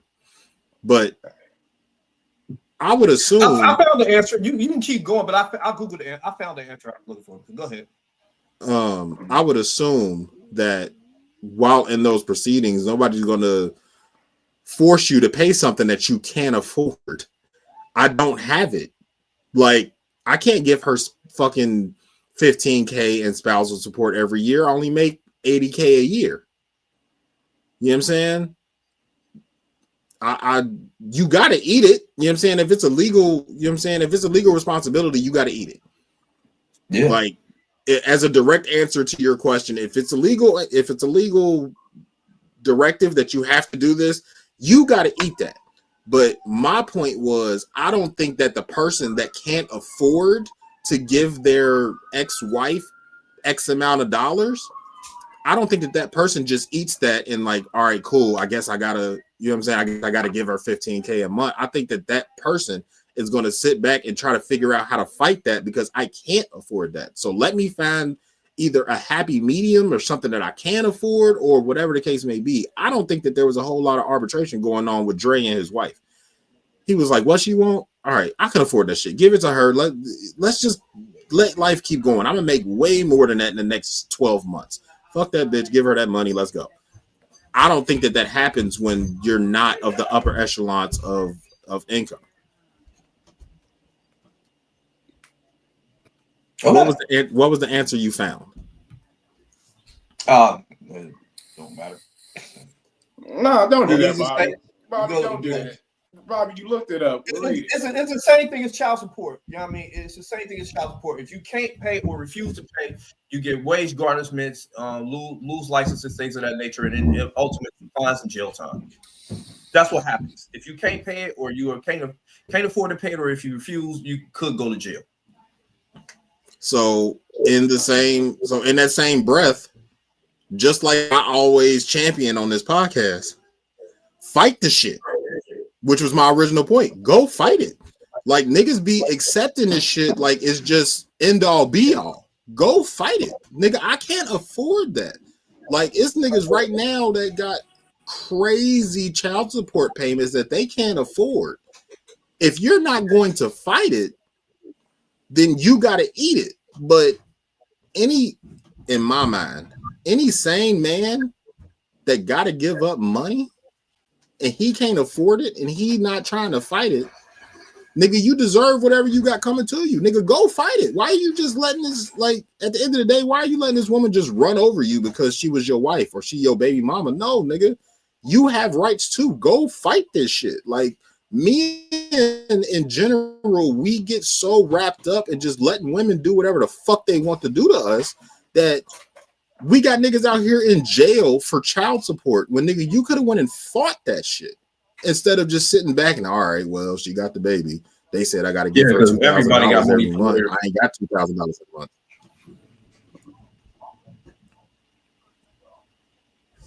Go make the money to get lawyers then. You don't have to have Johnny Cochran. Like, there are cheaper lawyers, but that don't mean that you, like, do you just give up? I don't know. I can't.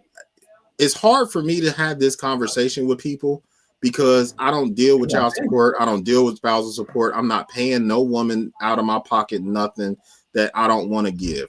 So I'm not forced to give my wife any money or anything like that. So I can't speak from the plight of somebody that's on child support or on spousal support. I can't speak from that. I'm saying what Brandon would do. Brandon is not just handing over money because the court said it. No, I'm going to fight that. Whatever the fuck I got to do. Oh, this lawyer didn't get me what I needed. All right, cool. Fuck that nigga. I'm going to go make some more money. I'm going to go find me another lawyer. We going to figure it the fuck out because I can't afford that. I can't afford it. So what, like, I don't understand the point where, you know, a lot of men just say fuck it and just do whatever the court say when you have just as much right to go to court and fight that shit as the woman does. Why do we bend to what women want just because they went to, like, these bitches be having court-appointed lawyers. Like, it ain't hard to beat a court-appointed lawyer. No disrespect to anybody that's a court-appointed lawyer, but if you got money for all the shit that you want in life, you can go to afford a fucking lawyer to fight to, you know, keep your money in your pockets. I can tell you that fucking much. That's my own personal thoughts. I just, you know, that's how I would handle it. Okay. All right. Yeah, I guess we can close out this topic on to a lighter note. The Wave Max B was recently released after doing 16 years. 16 years in prison. He came home. French Montana and the crew picked him up. They got him all iced and dripped out. He was all wavy, drippy paws. How do you guys feel about that? Were you Max B fans? That nigga went to the Jets game. Max B out here doing Max B shit, and he live. It looks like he living his best life, as he should. Yeah, as he should. He was gone for 16 years, man. I mean, he free now. He did his time. He paid for whatever crime when he down for. I'm not gonna say that. He was down for a very serious crime, and he paid his debt to society by finishing out his incarceration, and he outliving his best life now. I mean, I'm not mad at him. Live your best life, bro. You did your time. You didn't. That don't matter. That don't matter. I'm about to say he stayed 10 toes down. They snitch on nobody. None of that don't matter. You did your time. It do. For the life that he lives, for the people that he represents, that holds weight. That's why he was able to come back and be dripped out and, get a loving embrace. And like those type of niggas don't just, if you don't stay 10, look at, not to put them in, I don't even want to say that nigga name. I ain't gonna hold you, but the colorful dude. Yeah, look at the way he was received when he came back versus Max B. Obviously, he didn't do as much time because he snitched, but look at the reception. You know what I'm saying? That nigga was on top of the world when he got locked up, bro. The colorful nigga. He was on top of the world. Every hip hop journalist was talking about this nigga. Every fucking World Star post, every Shade Room, but all of the hip hop outlets was talking about this nigga. He was on top of the world. He went in and snitched and didn't keep it 10 toes. And look at what this nigga doing now. You ain't even heard his name in the past 5 years for real. I think it holds that stuff weight. don't last. You could to further that point, yeah, that type of stuff don't last. He was fake. He was fake. Well, yeah. And he didn't come, not only because he snitched, but COVID came around and he pretty much begged to get out of jail. Like, I'm going to die in jail, blah, blah, blah, blah. And I'm not sentenced to life and this, that, and the third. So they let him out on early release because of COVID. And that's really what got him out of jail.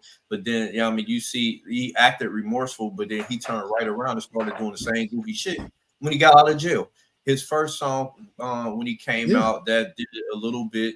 But then after that, people got tired of him real quick because he kept doing those same antics, trying to regain a brand that he didn't really have in the first place because it was fabricated. People saw right through that and they left his ass alone. Max B does not seem to have that prop. Go ahead. Yeah, I was agreeing. Like, back to what you said, like how you said the 10 toes, it don't matter. I think it does. I think that is the difference between those two situations. Like, if Colorful Dude would have stood 10, I wasn't saying it don't matter. I was saying that wasn't the focus. Okay. But go ahead. It's definitely not the focus, but I think it's very integral part of why we're seeing the reception that Max B is getting. At any point, if Max B would not have been standing 10, I think that this reception is completely different. I think that the way that people are reporting on his release is completely different. I think everything is different if at any point he decided that he was gonna snitch. Just because of the era that he came from. The colorful nigga came from a different era. The kids don't really give a fuck. But the powers that be do, so they shut shit down. But Max come from a different era. When he went in, it was a different era. If he wouldn't have stood 10, bro, I think we'd be having a very different conversation about Max B right now. I agree with you. I mean, yeah. He definitely. You know, and knowing what I know about the case, there was really no other way he could have done it. You know, if you care to look into it, like he couldn't really. There was no. There was no codees. There were no codees. Not really. That's why my point was mute. So that's why I kind of dismissed it in the first place. You know, I kind of want to keep this more on the music side. Like, you know, he's been gone almost 20 years. When he went in, New York was in a certain place. He out now. New York is in a different place. I mean, musically, what is it that you think Max B can contribute to the game now? You know, a lot of people pay homage to him. Y'all like Wiz Khalifa. Wiz Khalifa pays homage to him all the time. I think it was Cash Cobain, one of the newer guys, one of the younger guys, has paid homage to Max. He has a very unique style, and you can see how a lot of guys have picked up on it. You know, the sing-songy kind of more melodic feel. What is it you think Max B can? You go like, okay, let's just say if you Max B, hypothetical, you come out, you know, obviously, you know, you go eat some good food, see your family and everything. Bitches. Oh, of course. You know, how do you get back to the game? Like, you know, he's obviously expressed. Well, I've heard him express he's trying to get back in the game. He want to have an impact. How do you think, or would be a strategy that can, you know, what would you do if you Max B? Well, I think he already got the inside track from him being a solid dude his whole career. Even while he was incarcerated, like he always been a stand-up dude, and people always fucked with him. As much as a lot of people don't really like or fuck with French Montana. French Montana got the heat of plug. Like for him and Max to be so close, like French can put that nigga in the studio with anybody, can put him in touch with anybody. That's true. So, and that's just one person. You know what I'm saying? Like we've heard the Joe Budden podcast talk about Max B. Like we know how much Joe, you know, admires Max B and fucks with Max B. Same with Ice. Like Ice posted a picture a couple days ago with him and Max B. Like saw that. It's so many people in his corner that love him and that appreciate him and what he did for music. Like obviously, you know, a lot of their situations ain't got nothing to do with music. It's just they got personal relationships with this man. But for them to all be incorporated some way, shape, or form with the music business, Max B ain't gonna have no problem getting back out here. I think his biggest problem is gonna be connecting with this new generation of people. Because, like you said, he kind of pioneered a bunch of shit that the new kids love. Like, we always talk about, you know, the Wayne effects, the Chief Keef's effects, you know, all that shit where it's like, yeah, they bit off of da-da-da-da-da. Like, we can tell who niggas' sons are. But it's very few and far between that everybody talk about Max B and what Max B did and what he contributed to this game before he went in. And when he come out, like I don't think he gonna miss a beat. I think it's gonna be how are you gonna connect with these new kids? But in my mind, to answer your question, what would you do? I would first, obviously, like you said, friends, family, food. Pussy is up on that list for me. I've been gone for 16 years, bro. I'm going to get some ass. Oh, for sure. Fuck that Jets game, nigga. Where's the bitches at? But I think after, you know, I think me personally, that first, I might take a full month, bro, just chilling, just enjoying my freedom, like being able to do what I want when I want. Like I don't think he had no restrictions on his release. Like, is he on like? He ain't on probation or nothing like that? Not that I've seen. I don't think he's on parole. That's a good question. Yeah, like if he ain't got no restriction and he can just move however he want, yeah, give me like a month, maybe 2 of me just fucking chilling, bro. Like, just let me enjoy my freedom for a little bit, and then I'm right back into it. French, call everybody you know, nigga. Call the young niggas, put them on a song with me because they stole my style. Call all the old niggas. Like when I tell you, bro, it's gonna be a French song out soon with Max B on it.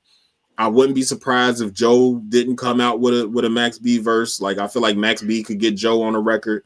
Like, you got to think that era of Fab and Kiss and, you know what I'm saying? Like, it's a lot of niggas in New York that Max B fuck with. So I feel like he can get the older niggas back in tune.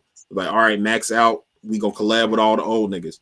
But I also think that he has enough love in the hip hop space where he can also go get all of the young niggas, and he can run it up for real in the next, 12 to 18 months. Like, he could be number one on the charts in the next year with just his connections. Exactly. Were you finished, Brandon? I don't want to interrupt you. Yeah, I'm good. Okay. Well, like Lisa, that speaks to my point right there, what she just said. I know he's been writing music. I know he's got a lot of stuff. What you said was very much in line with what I would do. If I'm coming out, my strategy, I'm going to get a meeting going probably with French. Now, you know how I feel about French Montana, but that's besides the point. That's besides the point. That's how a lot of people feel about French Montana. He does know how to market, and he's gotten somewhere in the game. Exactly. So, like it or not, you have to consult with him. You get a team together. Like you said, I'm probably gonna get with the younger guys, your Cash Cobains, your I don't even know who these young people are, but whoever they are, the new hot people, I'm gonna try to, ingratiate myself with them. Try to get with them. He gonna get with one of the girly rappers. I don't know who yet, but it's probably gonna be Cardi. Yeah, that would be better. I mean, Cardi or Nicki. I don't know if there's any from Harlem. I wouldn't know. Maybe Tiana Taylor, I guess you would count, but I think you're gonna have to ingratiate yourself with the young people. I mean, the older guys, I mean, that's cool. I mean, Fab's gonna be good for a banger. I would avoid that whole anybody else. Just because the style ain't really popping like that. Maybe get with a Kiss, but there you go, Lisa. Exactly. There you go. He's likable, maybe not so much his music, but he does know how to keep a song. He got hits. And he's the New York version of Tiger. That's a great analogy. I like that. You know what I mean? It don't take talent to make a hit. So damn, you could not to say that he isn't so much. I'm just not into French Montana, but like it or not, he keeps a hit and he does know how to strategize. And he does have the plug and relationships to get whoever he wants in the studio with Max B. So if I'm Max, I'm going to try to get with the younger people. I'm going to get some crossover joints. Whatever the hottest record out now, I'm going to see if I can maybe get on it. I'm going to just ingratiate myself with all of what's going on. Because trying to do the old thing, that's not going to work. Like, you can't come out here with mixtapes and low and poor quality audio, and you know how poor and horrible the audio and the mixing and the production was on his old shit. It's like they didn't even bother to mix and master it. And that's been said a lot. The sound quality was horrible. You can't do that anymore. We're in a streaming era. People want to hear good sounding shit. Make sure your mastering and mixing is on point, and get with your Rod Waves, get with your NBA young boys, get with your I would say Lil Durks, but these guys who got the melodic thing locked up, you know what I mean, and go from there. You know what I mean? That's what I would do. I'm not trying to come out rapidy rap. Well, that's never been him, but you know what to do. Get with these producers. Get with some good producers. Make sure the production is on point, and go from there. Is he still beefing with Jim Jones? I think Jim Jones is still beefing with him. Okay, so what I would do, I'm surprised he didn't do what everybody else do and do like a Third Day Out type of song. But then, but what I would do, I would go straight to Pusha T, get a song with Pusha T. If Jim Jones still beefing with him, go get a song with Pusha T. I mean, stir up some shit. That'd definitely be headline worthy. It's Yeah, headline exactly. worthy, but That'll get him hot. It'll put him right in the forefront. It will. I don't know if you want to start off with beef, but I see the strategy, and I'm biased towards the see anything. So I'm just saying, you know what I mean, that'll be an almost guaranteed way to get him hot. But then after that, you know what I mean, he could just focus on, you know what I mean, doing his shit once he get hot. You know what I mean? He can use that momentum to just put his own shit out there, like, hey, look at me. Now that I got you here, come listen to this fire. Come listen to this fire I got. You know what I mean? I just thought of something. It would be. Go ahead, Bobby. Do you okay? You know the Clips just released a new video for FICO, right? They did, yeah. I saw that fire. Now on that hook, we know we love Stove God Cooks. Do you think Max B would have sounded good in that slot? Do you think he would have did it justice like that versus Stove? Yes. I like him better than, I'm not gonna say I like him better than Stove, but as far as like how Max B sounds, I like him better on that song than I like Stove. I like Max B, but I would not change that song. I would have left it the way it is. I'm very sad. Let's see. If I'd have heard both versions, I probably still would have picked Stove God, because we know the vein that Stove God raps in, what he raps about. He just fits more with the Clips, with what they rap about. Max B would have been he would have gave a great. Max B is kind of a hook master. He would have gave an amazing hook, but so is Stove God Cooks. Stove God Cooks, that's a hook master at work anytime you see him. But if to put it in perspective between Max B and Stove God Cooks, while I do like Max B, Stove God just fit better with the song for what he was talking about. Max B is more wavy, more fly, and all that. But this wasn't the type of song for that. And that's the only reason I say Stove God Cooks should have stayed in that slot. Okay. And on that side, that wavy, that Harlem sound, I think now that I'm thinking about it, I think Max B would have fit good on that what's that fucking Clip song? The ballerina shit. Ace Trumpets, yeah. I think Max would have fit on that crazy. Yeah. Even if it would have just been the hook. Yeah, he could have put a hook on that, and it would fit. Yeah. And I think that would have fit the direction they was going in that song. That wavy shit, that flash shit, like I think that would have fit real good on there. Yeah, that would have fit perfectly with that. I 100% agree with that. Yeah, but for FICO, I'm happy the way that was. It just fit better. Yeah. Also, if applicable. Well, yeah. Welcome home, Max B. Yeah, definitely welcome home, Max B. Obviously, we're gonna be paying attention. Miami. She touched it in Miami. We definitely gonna be watching. And just like Lisa said, interviews, podcasts. I'm sure he will be on the JBP soon. I'm sure he will probably be on. He gonna be on not Jim Jones shit. He probably gonna be on Rap Radar. Be on Joe and Jada. I heard they brought Rap Radar back. Yeah, he gonna be on Joe and Jada. Like we gonna see a lot. Huh? Should he go on Joe and Jada? I mean, it's New York. Like it's not Harlem, but it's New York. I get it. I feel like I get it. For what Max B means to New York alone, I feel like the first few interviews or podcasts that he does should be with New York outlets, because New York has supported him this whole 16 years. So give back. Okay, let me word this a different way. I should have asked, should he go there first? I honestly believe that if he was going to do that, go on Joe and Jada, but I mean, I would definitely go to a Joe Budden podcast. That's first. Or a Drink Champs, or even Drink Champs is in Miami though. Okay, but Nori is still New York. Yeah, Nori's New York, but they for that first interview, $1 million worth of game.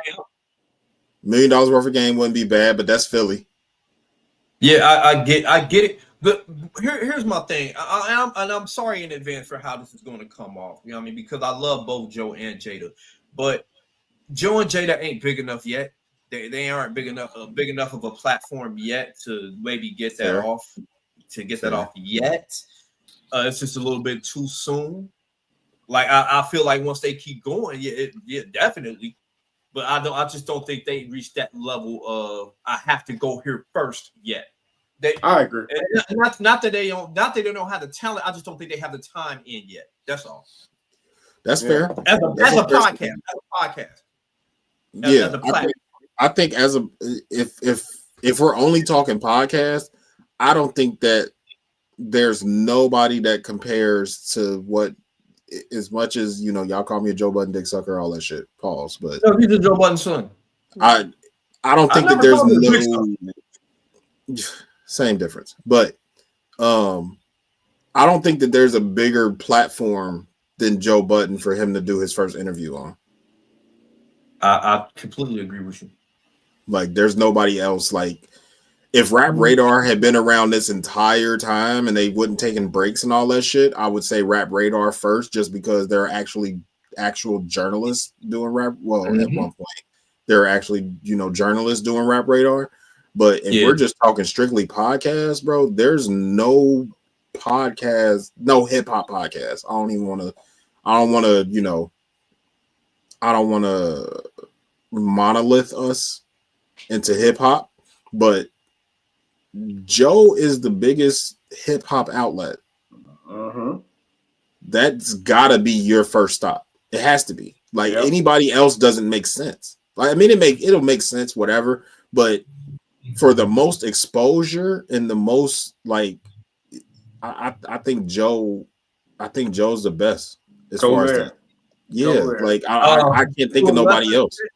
To a lesser extent, and I'm pretty sure y'all wouldn't agree with me on this, but just because it's in that they were in that same family once, I think he should probably go on Rock Solid with Memphis Bleak, because it was in that same vein.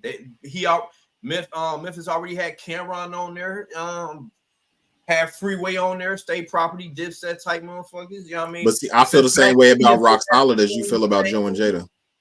No, that's why I said I know y'all would disagree with me. That's why I knew y'all would disagree, because Bleak ain't got that time in yet as a podcaster. Yeah. I get that. But I think that second line of podcasts, like, in like a year and a half, 18 months, something like that, I think that Joe and Jada and Rock Solid would be a great follow-up from Joe, $1 million worth of game, Drink Champ, you know what I'm saying, where they established, you know what I'm saying, like everybody know those names. I think those should be his first wave of, no pun, his first wave of podcasts. But like that second wave could definitely be the Joe and Jadas, the Rock Solids, the Rory and Mals, you know what I'm saying? I will say this about Rock Solid. I'm a little bit biased toward Memphis Bleak because y'all know I had Title. I used to listen to Do Say Friday. Yeah. And Memphis Bleak, he came on to the second episode as a guest, and he was so good as a guest that people, the fans just made him like they wanted him as part of the show, and he was like, it was his pretty much. He took over the show ever since. I mean, so I've always liked Memphis Bleak as a podcaster just because like the stories he tells, the slang, how he talks shit. I love hearing Memphis Bleak talk shit. He's a great shit talker. No facts. Quite as kept. But that's why I said that I'm a little bit biased toward Memphis Bleak in that regard. I would like to see him go and talk to Cam and Mace. Yeah, I would love that. I was gonna say that, but yeah. I think that's along with that second wave of podcasts that he do. Cam and Mace, they established, everybody know him, but I don't think it's that first interview little circuit that he does. I don't think that they warrant it just yet. I don't know, man. I think I might have to disagree with you right there, man. Cam and Mace are pretty pause, but they're pretty fucking big. It is what it is. It's a pretty big fucking podcast. I think ain't it the #1 sports show? Podcast? Yeah, but I think a lot of their stuff, I think a lot of that stuff has been, and not from any fault of their own or anything like that, but a lot of that shit been clickbaity. Like, it's been them talking shit. Like, a lot of the stuff that made them go viral and people start paying attention to them. Like, you already had the Cam and Mace fans and the way that they talk, and just like you said with Bleak, they slang, the way they talk shit, you know what I'm saying? Like, all that type of stuff. Like, they have good stories, and you know what I'm saying, it'd be good episodes and all that type of shit. But all the stuff that made them go viral to get them where they are now has been beef related or responding to somebody, talking shit to somebody. Like, it's been a lot of, and I know that comes with podcasting. You know what I'm saying? A lot of podcasters made their way doing that type of shit, but that can help. That can help. It could. If they bring up Jimmy, they can bring up Jimmy because Cam and Jimmy beefing right now too, ain't they? Yeah, but they ain't even got to bring up Jimmy. The optics of it alone is going to bring up the messy shit. It's just going to bring up the speculation. They don't have to say word one about Jimmy. They don't have to breathe in his direction. The optics of it alone is going to get people talking. That's same true. with the Pusha T. Same with the Pusha T. Exactly, if he was to go out and get a Pusha T, like, you ain't never got to say Jim in a record, but niggas gonna be like, oh yeah, he don't fuck with Jimmy. Exactly. And he can go plausible deniability. I've always been a fan of Pusha. I talk sports. I was just at the Jets game. I wanted to talk sports with him. There's always an out. You ain't got to mention Jimmy's name, but the optics of it can, just boost it up right there. That's fair.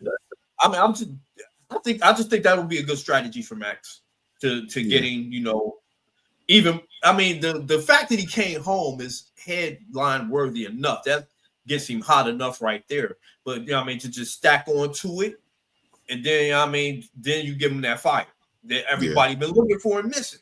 So that's fair. I agree. But yeah, again, welcome home, Max B. We definitely gonna be paying attention, watching. Looking forward to these albums, these collabs, these interviews, these podcasts, all that type of shit. So yeah, we'll see you when we see you, of course. No, he does not move forward. Absolutely not. No, absolutely not. I'm trying to get that nigga to ruin his fucking career before it even start again. Man, are you? He must not be a Max B fan. He hates Max B.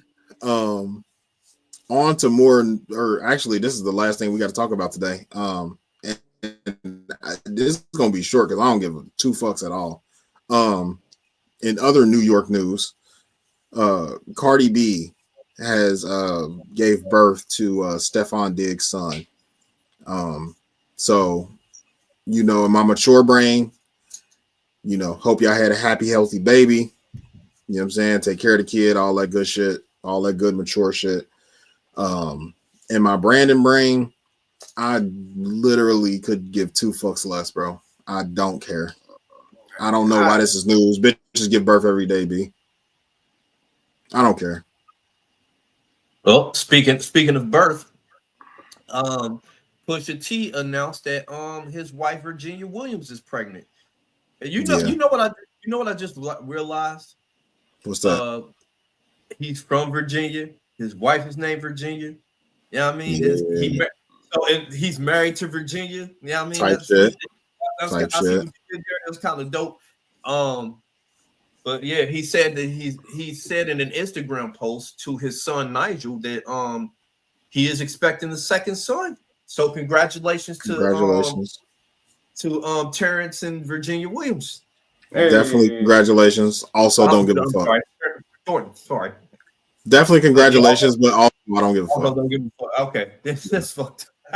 Niggas get pregnant every day, B. I can see why you don't care about Cardi. Bitches get pregnant every day, B. I don't. So praises. I know. Congratulations for sure. Okay, well, fuck you, Patty. Then fuck you, Pusha T. Fuck you. I ain't gonna say that. I ain't gonna go that far. You know what I mean? I ain't gonna say fuck the kids. You know what I mean? Not the kids that ain't born yet. I mean, I ain't gonna say that. Like, my thing is, like, I always hope that people have, I always hope that people have happy, healthy babies. I hope she have a good pregnancy and all that good shit. Like, that's all cool, well and fine. But if you are not a close friend to me, bro, I really don't give a fuck about you telling me that your wife is pregnant. I don't give a fuck that your wife had a baby. I don't care. Like that has no, like, nigga, give me a song. Like, I like you because you make good music, nigga. I don't give a fuck about your wife being pregnant. I don't give a fuck about Cardi B having a baby. Like, nigga, give me, like, you just put an album out, bitch. Go on tour. Like, I don't care. I don't care. I'm sorry. Y'all can hate me if y'all want to, but I really don't give a fuck. I really don't. All righty. Separate topic. Watch who you nutting. Okay, yeah, you're right. Definitely watch who you nutting. That's the deeper conversation with this. And even deeper than that, watch who you let nut in you. Because that nigga got like 4 or 5 bitches pregnant right now. That's a fact. That's a fact. Right. So, you know, my mature brain is definitely happy, healthy baby. But, you know, if we, my podcast brain, both of y'all niggas should be locked up for having sex with each other and procreating. Okay. Because one of y'all can't keep y'all dick in y'all pants and one of y'all can't keep dick out of y'all pants. All righty.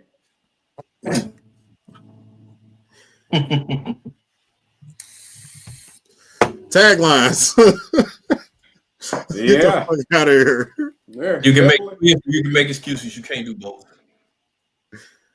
Self-improvement is the key, man. Every conversation that's normal is not a normal conversation. I ain't got no big long, soliloquy for y'all this week. We appreciate y'all. Y'all had our comments lit today. Shout out Mufaro, shout out Lisa. G pulled up. The troll that we had for a minute. Appreciate him. Demontre popped in for a minute. Appreciate you. Tex popped in for a minute. Appreciate you, my guy. Yeah, this was lit. We had a real good episode. Oh no! What'd he say? No, go ahead. He fucking stupid. I hate him. Jesus Christ. Wait, Lisa, are you single? Hey, yeah, we did the taglines. We appreciate y'all. And do you like Africans? Damn. That nigga's a true African American. Not that shit that they call us. Right. We getting the fuck out of here, y'all. We appreciate y'all. Thank y'all. Depending on how our audio went, y'all may or may not have enjoyed 1st and 15. Right. If y'all did, go to bruisetees.com right now. Use code NCP for 10% off of your next order. If you did not, go to bruisetees.com right now. Use code NCP for 10% off your next order. Right. But yeah, man, it's been fun. It's been a ball. Me and wifey got some Christmas shopping to do today. We are crazy. But it's a good crazy though. Yeah, me and wifey got some. Me and wifey got some Christmas shopping to do. So you know what I'm saying. That's what the rest of our day is. We got some house shit to do. So yeah, it's gonna be a nice little weekend. So y'all go out and enjoy y'all weekends. Obviously, winter is coming very quickly. What do you say? I need a membership to what? On stream. You need a membership to get on Steam early for 1st and 15th. That's right. That's right. Type shit. But yeah, winter is very quickly approaching. For people that were in Ohio, we got snow, our first snow of the season. And it literally lasted about 24 hours and then melted away. Right. But we're looking at low 60s today. So, get outside, enjoy some shit, cut your grass. If you haven't, last cut of the year, because shit about to get real wicked over the next 4 months. So y'all get out there and tend to your lawns, get ready for winter. Go do something this this weekend, and you know what I'm saying, just enjoy it because we might not have one for a little while. Right. For our Monday people, we appreciate y'all. Thank y'all for listening. Go out this week to do something. Go out this week and do something that makes your life a little bit easier. It does not have to come of monetary gain. Just do something to make your life just a little bit more bearable this week. I think that's it for me, actually. Y'all got anything? Do not. All right. Well, for Bobby, for Everett, for me, Brandon, this has been episode 149 of the Normal Convos Pod. We appreciate y'all. We love y'all. We will see y'all in a couple weeks. We out of this bitch. Oh. Peace.